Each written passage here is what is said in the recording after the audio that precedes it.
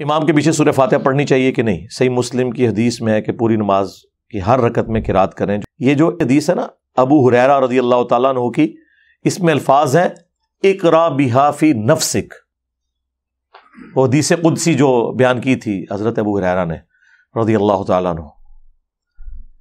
تو جب ان سے سوال پوچھا گیا کہ جب ہم امام کے پیچھے ہوتے ہیں تو کیا کریں، تو حضرت ابو ہریرہ رضی اللہ تعالیٰ نے کیا فرمایا؟ اقرا بہا فی نفسک، اپنے جی میں آہستہ آہستہ پڑھو. اب حضرت ابو ہریرہ سے یہ آپ نے پوچھنا ہے کہ جی میں پڑھنا کیا ہے، اور تو نہیں کوئی اس کی تشریح کرے گا. تو جز القراء امام بخاری کی کتاب میں حضرت ابو ہریرہ کا قول ہے کہ امام کے 2 سکتے ہوتے ہیں، ایک فاتحہ سے پہلے اور ایک رکوع سے پہلے.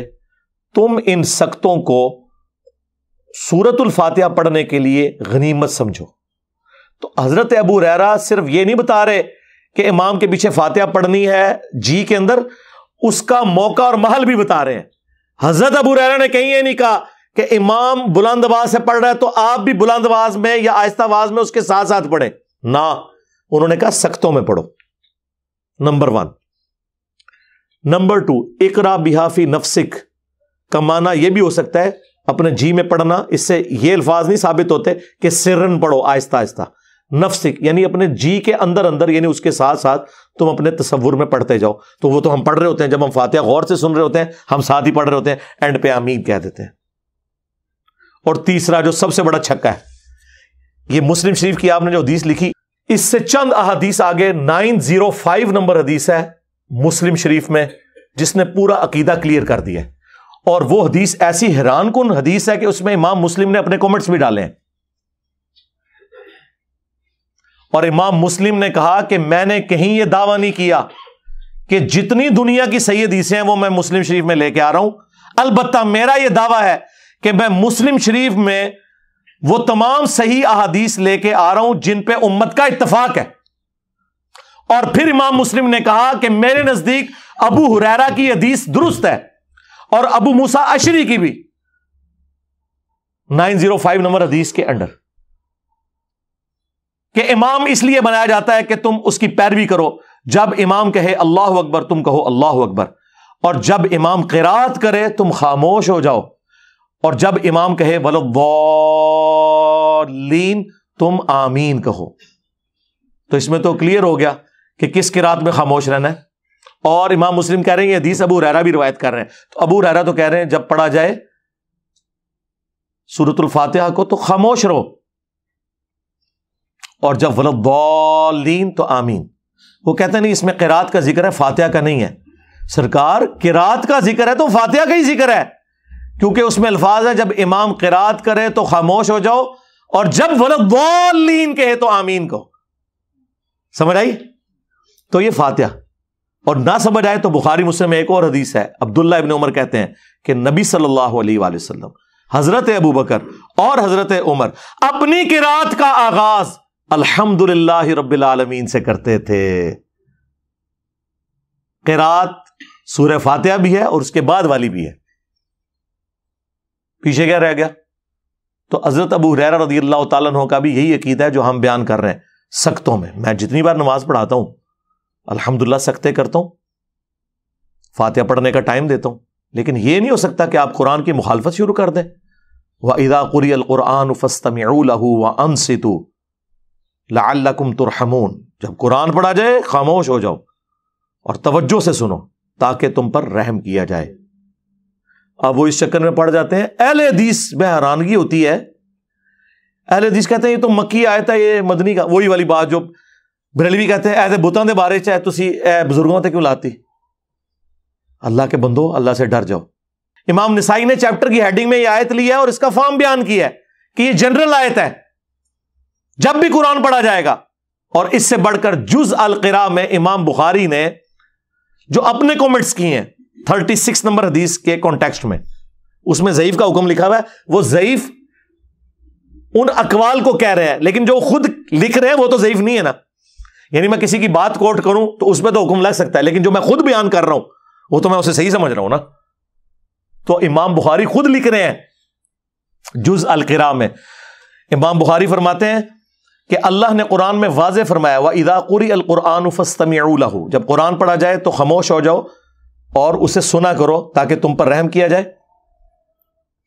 اور حدیث کہہ رہی ہے بخاری مسلم کی، لا صلاۃ لمن لم یقرأ بفاتحۃ الکتاب، کہ جو سورہ فاتحہ نہیں پڑھتا اس کی نماز درست نہیں ہے۔ تو امام بخاری اس پہ خود کومنٹس کر رہے ہیں کہ ہم نے آیت پہ بھی عمل کرنا ہے اور حدیث پہ بھی کرنا ہے۔ امام بخاری کو تو نہیں پتا تھا کہ یہ آیت جو ہے وہ مکی ہے اور نماز مدینے میں آئی ہے، حالانکہ اللہ کے بندوں نماز تو مکے میں بھی تھی، 5 نمازوں کا شیڈیول مدینے میں ہے۔ نماز تو نبی الاسلام پہلے دن سے پڑھ رہے ہیں اور صحابہ اکرام پڑھ رہے ہیں۔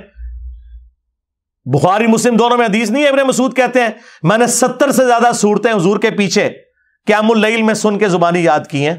اگر میں جانتا کہ مجھ سے زیادہ قرآن کسی کو آتا ہے تو میں اپنے اونٹ چلاتا، ان کے جگر جلا دیتا، اس شخص تک پہنچتا جو مجھ سے زیادہ قرآن جانتا ہے۔ تو نبی الاسلام تہجد میں قیام اللیل میں قرات کرتے تھے، صحابہ کرام اسے یاد کرتے تھے، اور 2/3 قرآن تو ہے ہی مکی ہے، 1/3 مدنی قرآن ہے۔ صحابہ کرام نے مکے میں قرآن کیسے یاد کیا تھا؟ نبی الاسلام کے پیچھے وہ پڑھتے تھے۔ سورۃ المزمل میں آیا نبی الاسلام رات میں بعض اوقات 2/3 رات، بعض اوقات آدھی رات، بعض اوقات 1/3 رات قیام کرتے تھے، صحابہ کرام پیچھے سن سن کے اسے یاد کرتے تھے۔ تو بالکل کلیئر ہے۔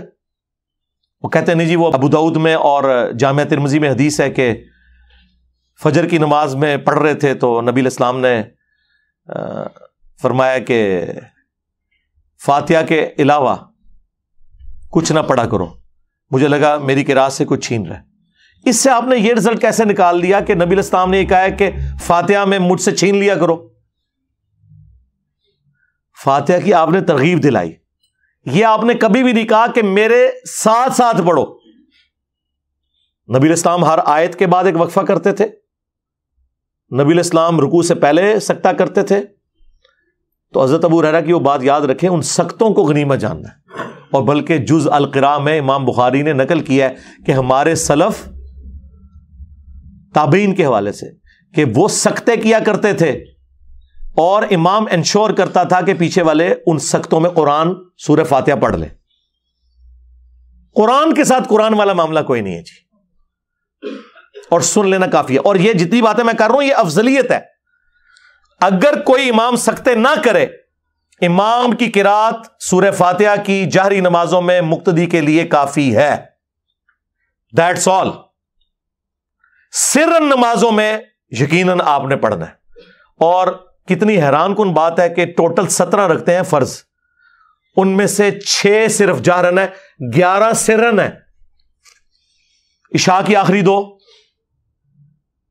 سرن، زور کی 4 کی 4 سرن، عصر کی 4 کی 4 سرن، اور مغرب کی آخری 1 سرن۔ زیادہ نماز تو ہے ہی سرن ہے، اس میں آپ نے دکانوں کا حساب نہیں کرنا، بلکہ امام کے پیچھے فاتحہ بھی پڑھنی ہے۔ بلکہ سنن ابن ماجہ میں حدیث ہے، جابر بن عبداللہ رضی اللہ تعالیٰ عنہ کہتے ہیں کہ ہم نبی صلی اللہ علیہ وآلہ وسلم کے پیچھے سورہ فاتحہ اور قرآن بھی پڑھتے تھے۔ یہ نہیں کہ فاتحہ پڑھ کے خاموش ہو جانا ہے، بعض لوگ فاتحہ پڑھ کے خاموش ہو جاتے ہیں زور اثر میں، نہ، جتنا قرآن یاد ہے پڑھتے جائیں۔ ہاں، کیوں؟ بخاری مسلم میں حدیث ہے کہ نبی علیہ السلام کی زور اثر کی جو پہلی 2 رکھتے ہیں ان کا قیام 30 آیات کے برابر ہوتا تھا۔ سورہ فاتحہ کے بعد 30 آیات، تو صحابہ کرام وہ 30 آیات میں خاموش رہتے تھے، نہیں پڑھتے تھے قرآن۔ اور آخری 2 کا قیام 15 آیات کے برابر ہوتا تھا۔ مراد آخری 2 میں بھی سورت پڑھ سکتے ہیں، لیکن بخاری مسلم میں یہ ہے کہ نبی علیہ السلام بسا اوقات فرض کی آخری 2 رکعتوں میں سورہ فاتحہ پہ ہی اکتفا کرتے تھے، سورت نہیں ملاتے تھے۔ بخاری مسلم کے الفاظ ہیں، نبی علیہ السلام بعض اوقات جو قرآن پڑھتے تھے 1-2 آیتیں اونچی بھی پڑھ دیتے تھے زور اثر میں، تاکہ ہمیں پتہ چل جائے کہ آپ کون سی سورت کی تلاوت کر رہے ہیں۔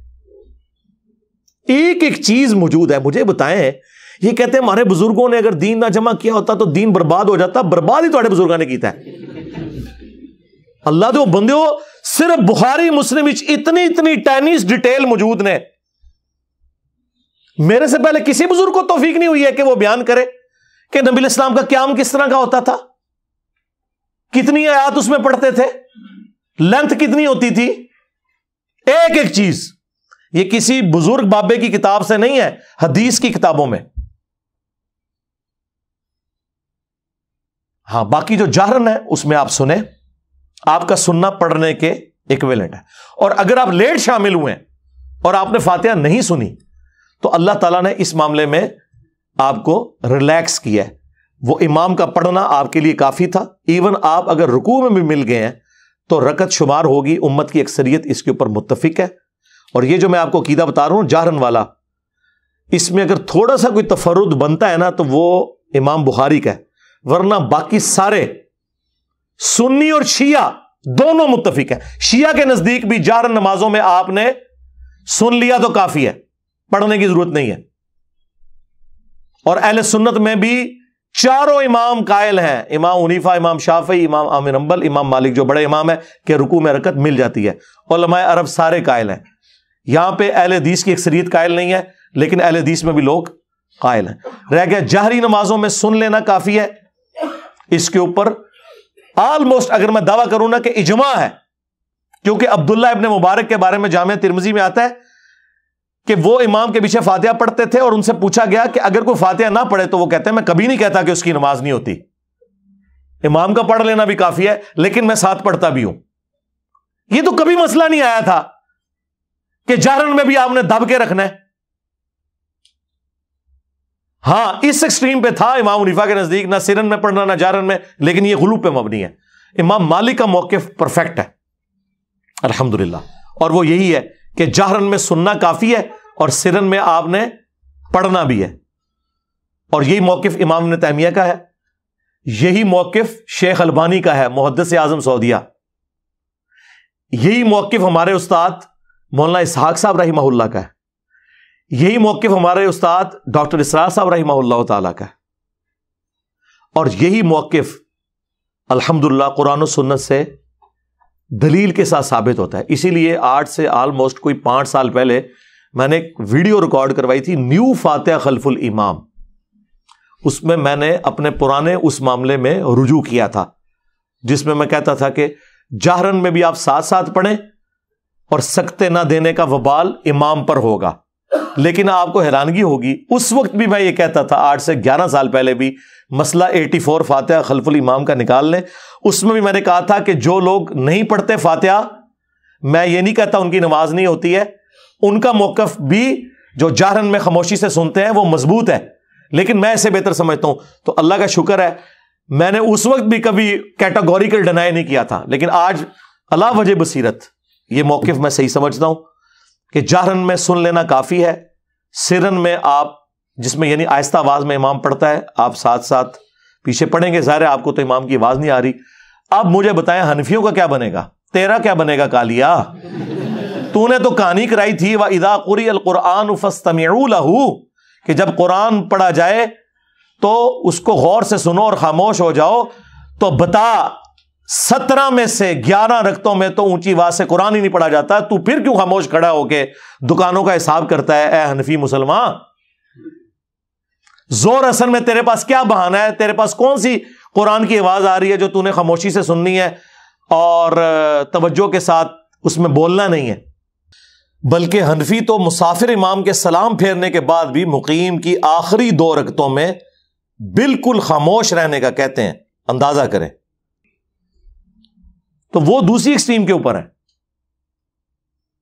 ہاں امام احمد حنبل، امام شافعی وہ کہتے ہیں سرن ہو جارن ہو پڑھنا ہے، لیکن وہ میں نے بتایا کہ وہ سکتوں کے ساتھ ہے.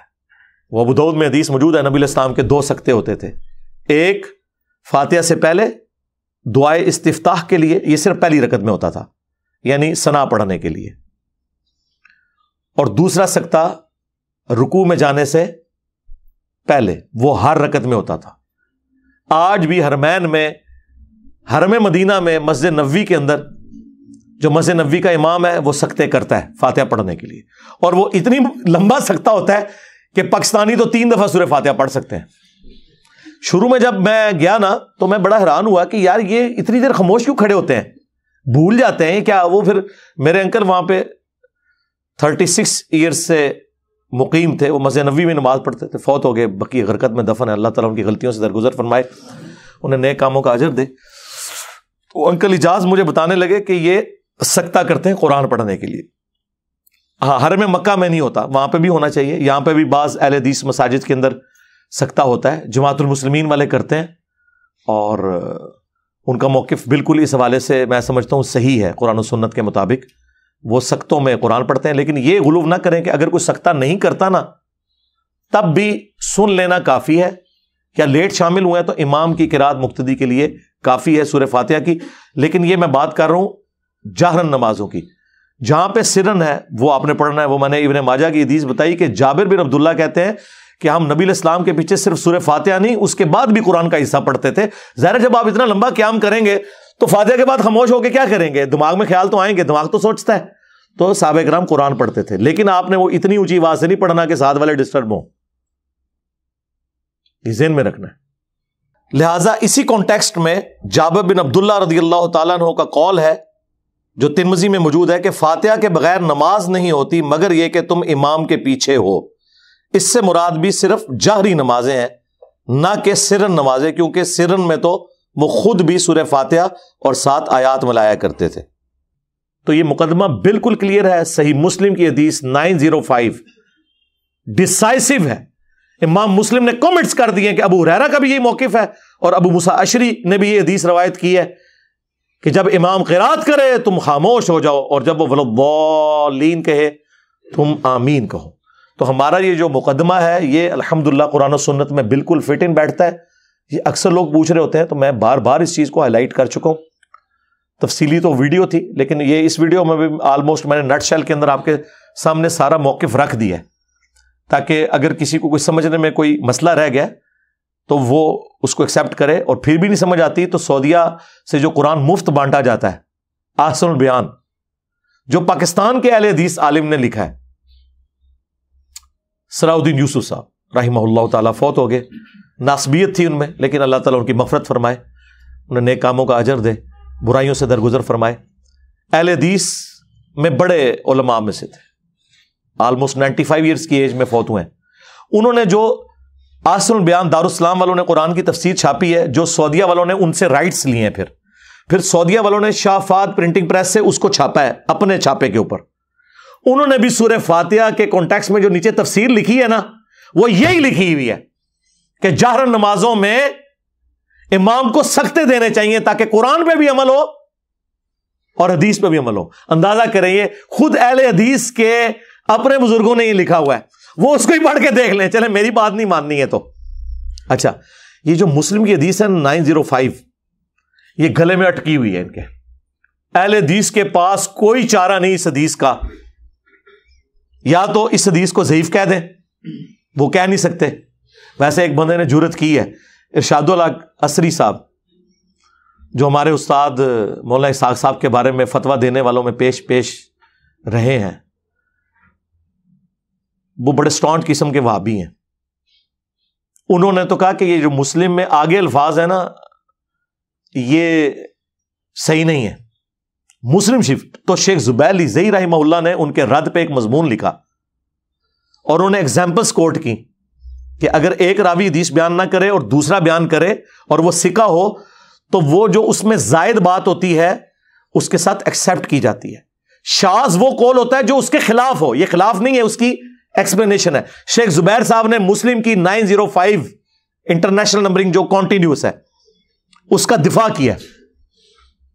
اس کا مطلب ہے کہ ارشاد الحق عصری صاحب کو یہ بات سمجھ آ گئی تھی کہ 905 نمبر حدیث مسلم کی ہمارے فرقے کے اس مسئلے کی موت ہے، کیونکہ اس میں الفاظ ہیں جب امام اللہ اکبر کہے تم اللہ اکبر کہو، جب امام قرات کرے تم خاموش ہو جاؤ، اور جب امام وَلَضَّالِّينَ کہے تم آمین کہو۔ تو واضح ان کو پتا چل گیا تھا کہ گل کدھر اور جا رہی ہے، تو واقعی انہوں نے صحیح ڈیسیژن کیا کہ اس حدیث سے جان چھڑاؤ۔ لیکن مسلم شریف سے کیسے جان چھڑائیں؟ شیخ زبیر صاحب نے کہا نہیں یار یہ کیا کر رہے ہیں، تو انہوں نے کہا کہ اگر اس کو صحیح مانو گے تو پھر مسئلہ خراب ہوگا۔ تو شیخ زبیر صاحب نے ایک تیسرا حل تلاش کر لیا، انہوں نے کہا یہ حدیث منسوخ ہے۔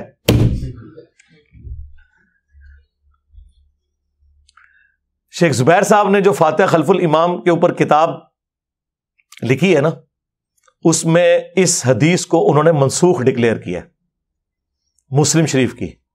اس کا مطلب ہے کہ شیخ زبیر لیزئی رحمہ اللہ اور ارشاد الحق عصری صاحب دونوں یہ مانتے ہیں کہ یہ حدیث اہل حدیث کے مسئلے کی موت ہے، ان کو منسوخ ڈکلیئر کرنی پڑی اور ان کو ضعیف۔ منسوخ کیسے ہے؟ یہ ناسخ تو ہو سکتی ہے، منسوخ نہیں ہے۔ منسوخ کیسے ہوگی؟ کہتے ہیں منسوخ ہوئی ہے اس حدیث سے لا صلاۃ لمن لم یقرأ بفاتحۃ الکتاب۔ سرکار اس کو تو ہم بعد میں دیکھیں گے، قرآن کی آیت کو حدیث نے کیسے منسوخ کر دیا؟ یہ تو قرآن میں آیت ہے وَإِذَا قُرِئَ الْقُرْآنُ فَاسْتَمِعُوا لَهُ وَأَنصِتُوا۔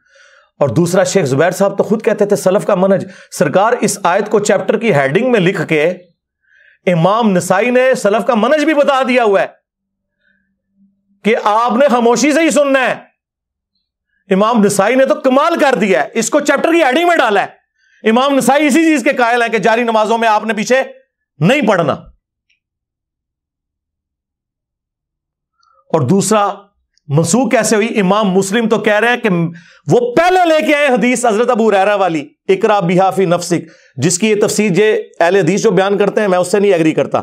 میں نے آپ کو لاجیکلی بتایا کہ خود ابو ہریرہ جب کہہ رہے ہیں کہ سختوں میں پڑھنا ہے تو بات ختم ہو گئی۔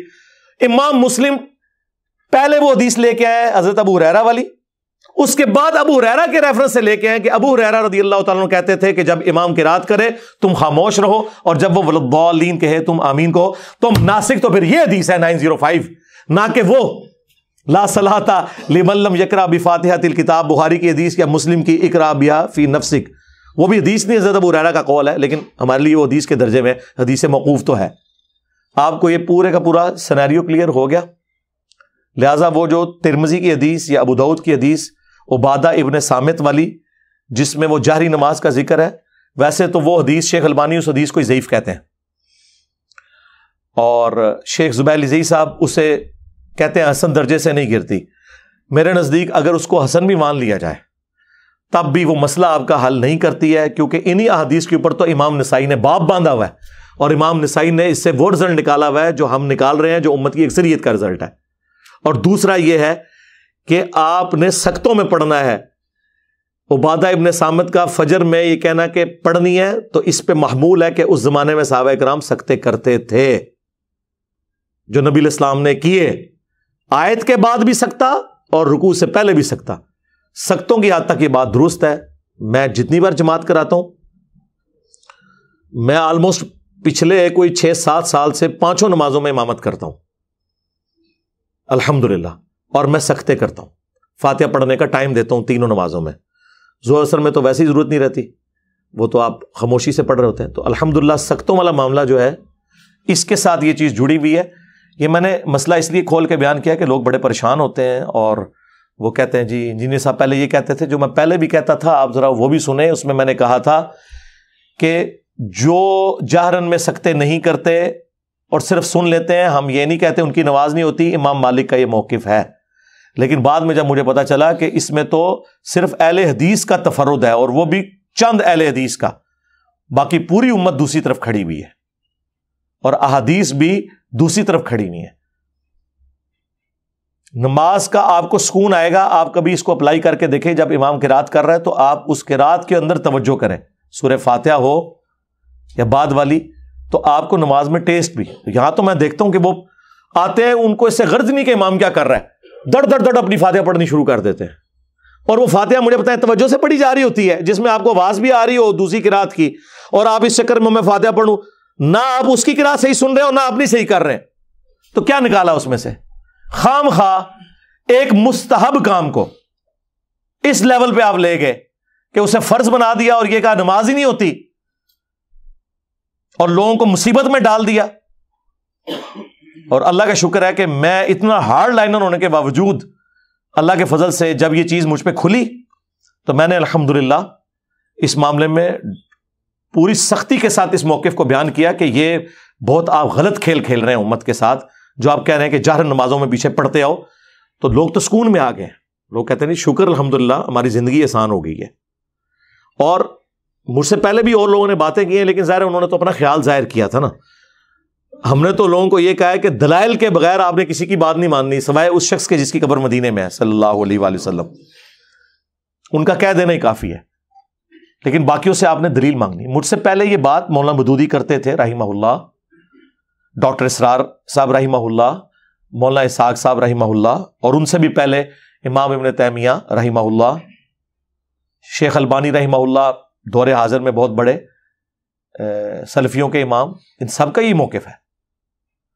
لیکن دلائل کے ساتھ کوئی بندہ ذکر کرے نا، تو مخالفین کے بھی جب دلائل دے تو پھر انسان کو ذرا تسلی ہوتی ہے کہ یار یہ بات بالکل ٹھیک ہو رہی ہے، یہ اس طریقے سے ہی تھا.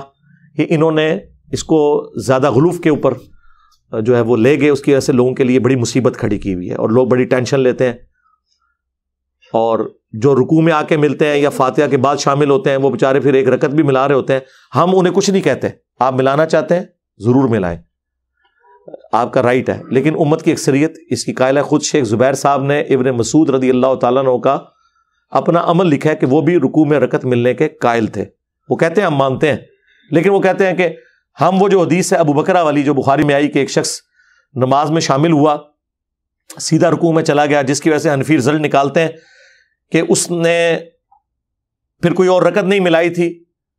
اور امام بخاری نے اس حدیث سے کہا کہ آپ رزلٹ نہ نکالیں کہ رکوع میں رکعت مل جاتی ہے، کیونکہ امام بخاری ایک اور روایت لے کے آئے ابو سعید خدری سے غالباً رضی اللہ تعالیٰ عنہ کہ رکعت اس وقت شمار کرو جب تم قیام کی حالت میں امام کو پاؤ. لیکن اس میں بھی قیام کا ذکر ہے، اور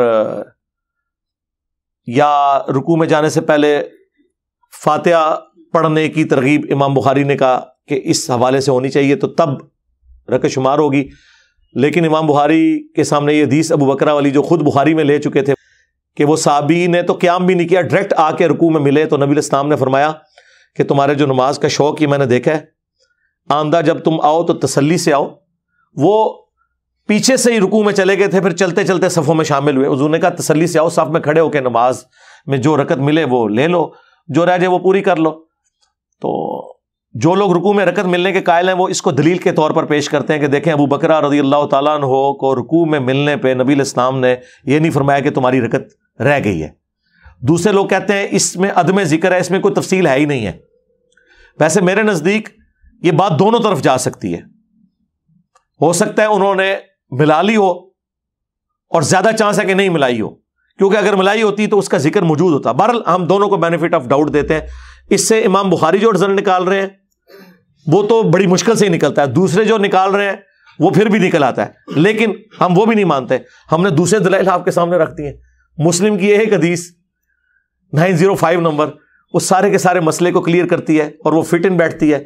اور جز القراء میں خود امام بخاری مان رہے ہیں کہ قرآن پہ بھی عمل کرنا ہے، وَإِذَا قُرِئَ الْقُرْآنُ فَاسْتَمِعُوا لَهُ، اور حدیث پہ بھی عمل کرنا ہے سختوں کے ذریعے. تو میرے خیال ہے سختوں والا معاملہ ایسا ہے.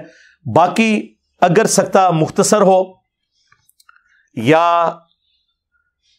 مغرب کی آخری رکعت میں تھوڑی دیر کے لیے امام فاتحہ کا وقفہ کرے، کیونکہ حنفی تو آخری رکعت میں 3 دفعہ سبحان اللہ بھی پڑھ لیتے ہیں، حنفی بھی اور شیعہ بھی. ان کے نزدیک صرف پہلی 2 رکعتوں میں فاتحہ ضروری ہے، آخری 2 رکعتوں میں صرف 3 دفعہ سبحان اللہ یا تسبیحات پڑھنے سے بھی نماز ہو جائے گی. تو اس لیے وہ بعض اوقات مختصر کرتے ہیں. لوگ کہتے ہیں ہم تو فاتحہ کی بھی 2 آیتیں ہی پڑھی ہیں، امام رکوع میں چلا گیا. سرکار آپ رکوع میں چلے جائیں، جتنا پڑھا جاتا ہے وہ پڑھا جائے. ایک دفعہ بھی آپ کی فاتحہ ہو گئی ہے تو وہ ایکویلنٹ ہے. یہ بھی سلف میں موقف رہا ہے، پوری نماز میں ایک دفعہ بھی سورہ فاتحہ. ہاں، جز القراء میں امام بخاری نے سلف کے حوالے سے یہ چیزیں نقل کی ہوئی ہیں.